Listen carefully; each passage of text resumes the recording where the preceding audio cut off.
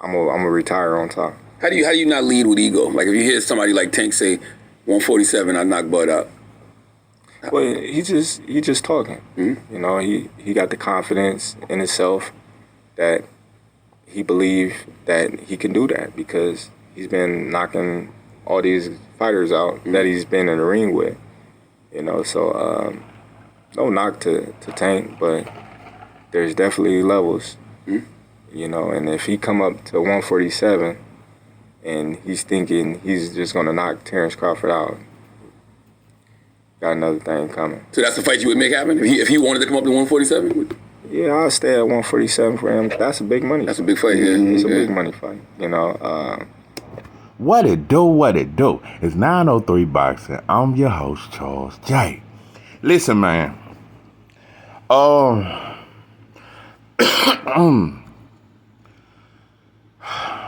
Tank Davis is special. But I'm telling you right now, bro. Terrance Bud Crawford will finish him. I'm talking about, listen, bro. But I'm going to break it down for those who may not agree. Listen, I've given Tank his credit for his last victory. I've said he's the face of boxing, but I told you, ever since I made that Floyd video, I've come to a new conclusion. There hasn't been no face of boxing ever since Floyd. No, it's been some big stars. Wilder was a huge star. Canelo was a huge star. Tank is a huge star. Spence a huge star. Bud is now a huge star. But now, nobody really, nobody got boxing. I'm talking about in a headlock. Not even Tank. Because he still works with Leonard Ellerbe and he's under Floyd. Floyd is the man, bro. A lot of people don't want to admit that shit or accept it. Floyd is still the face of boxing until somebody take over boxing. I don't know. It's a couple of prospects coming up that might, or with a few performances, I think Tank could take over boxing. But he ain't took it over yet, bro. Floyd is still a major factor. Anyway, you know, Tank, I hear you talking, and I'm gonna tell you something, bro. I've heard you say a lot of shit. I don't think you Nah, I don't think you think you can beat Bud. I don't think you think that shit, and I sure don't think, well, maybe you think you can beat him, but I damn sure don't think that you think you can stop him, bro. Nah, I don't believe that shit, bro. I don't believe you really think that. Not stop him, bro. I think at that time you was feeling yourself, bro. Bud is a 3-division world champion, 2-division undisputed world champion, and he a knockout artist. He's on he on 11-win knockout streak. Bro, Bud punching, bro. Let me tell you something, bro. Tank, I ain't gonna say you was terrified, but you was very worried about Ryan Garcia's left hook, bro. Ryan Garcia's left hook ain't got shit on them combinations that Bud throw. That shit way more spicy, bro. That shit is habanero. That shit red pepper spicy, bro. I'm just telling you. And you was your whole training camp, you practiced ducking under that left hook, because you ducked it every time. And credit to you for that. But I'm going to tell you something, bro. I never forget what you said, because you got humble. Ryan really humbled you. You said, yeah, this going to be the toughest fight of my career. This a dangerous fight. You even said some shit like you were going to tell your mama not to come. When you said that shit, bro, I said, Tank really believe the hype.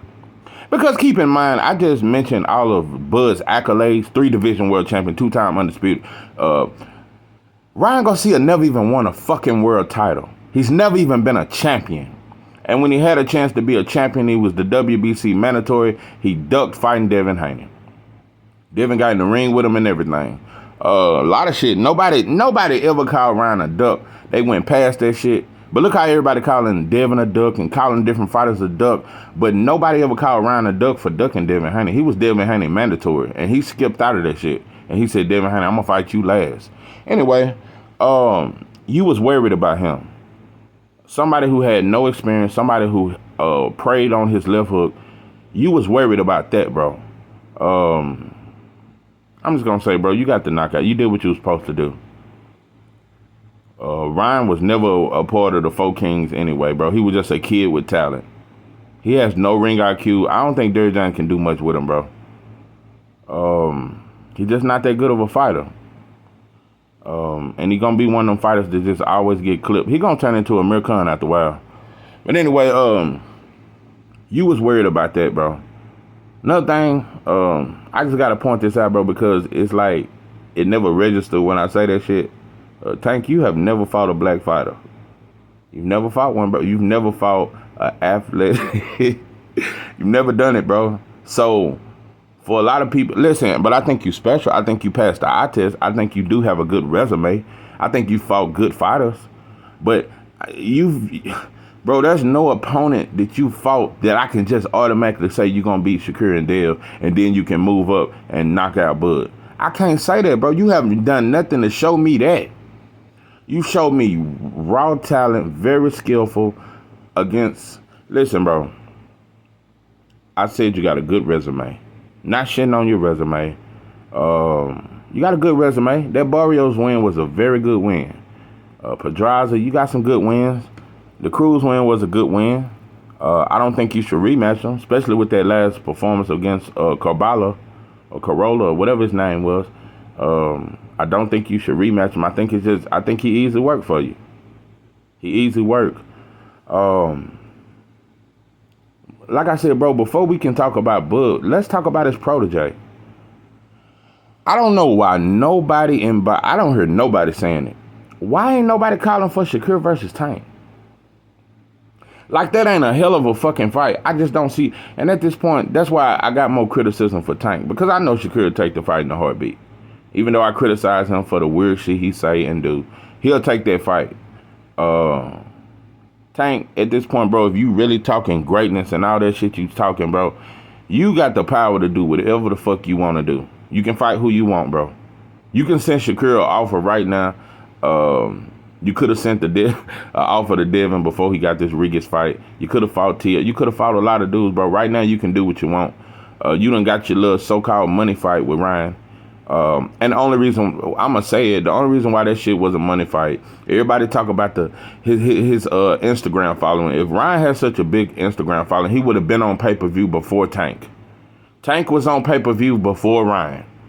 So all it was a bunch of Mexicans and a lot of Latinos jumped in on that shit, because whenever it's the hopes of a Mexican knocking out a black fighter, more non-black fans will buy the fight and it becomes a mega fight.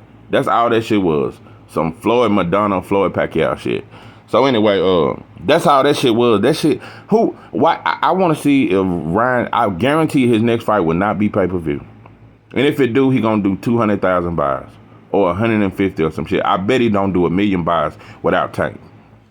So, but yeah, that was just some racial shit. That was just some black and Mexican shit. The formula that Floyd loved using and shit like that. But nah, bro, you gotta run through Shakur, Devin, Frank. You gotta do that before I can even think. And then after that, you still got 140, bro. We finna watch Gary Antoine Russell this weekend, and I'm looking forward to that.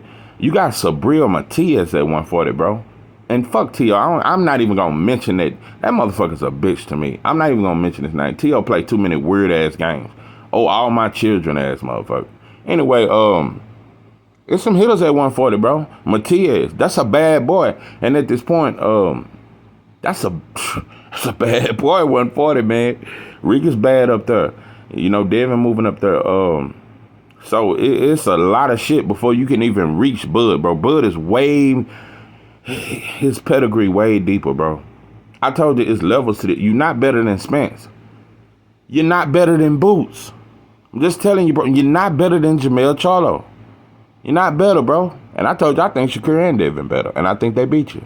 Yeah, you good, bro. But just because I think you good, bro, I just don't think you beat these fighters, bro. Nah, I don't think you're better than Jamel Charlo. I think, let me tell you something. If you just want, because motherfuckers make that, if you just want me to say some fair shit, I think you're better than Canelo. Yeah, I think Canelo is very overrated in many ways, especially after we seen how easily Bivol beat him. I don't think no fighter will beat you easily like Bivol beat Canelo. I don't think even if Shakur beat you, it won't be easy like Bivol did Canelo. So, but like I said, bro, just right now, it's time for you to really display some shit. And you already talking about retiring early. You know, Bud 36 finna be 37. Your ass is just 29, bro. You know? You supposed to have at least 5 good years of fighting and mega fights, bro. It's too much competition at 135 for you not to be fighting them, bro. If you fight one more motherfucking mess, I swear to God, bro, I'm going to talk shit about you. If you rematch Cruz, bro, I'm going to go on a campaign of talking shit, bro. You need to go on a black journey. You need to fight Frank. If Frank and Shakur fight, or whatever, bro, y'all got to mix it up down there. And, you know, I'm just going to be honest. I'm going to say it. You know, they overdid the rehydration clause, and I never agreed with it. But the way they broadcasted it, I didn't think that was right.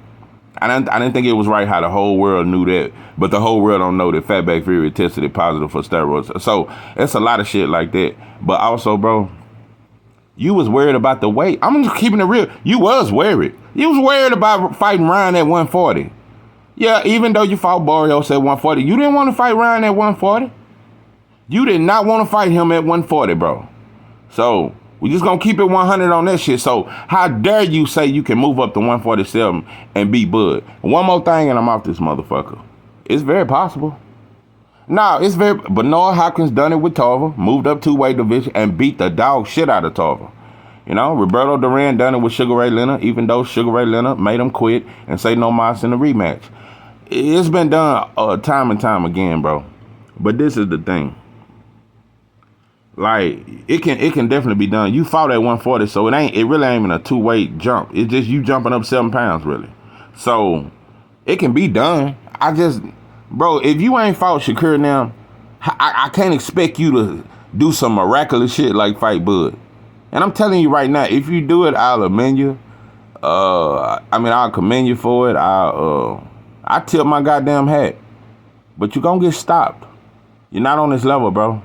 But I don't think you would do it. I don't think you, even though that shit might do 2 million pay-per-view buys, but I don't think you would do it.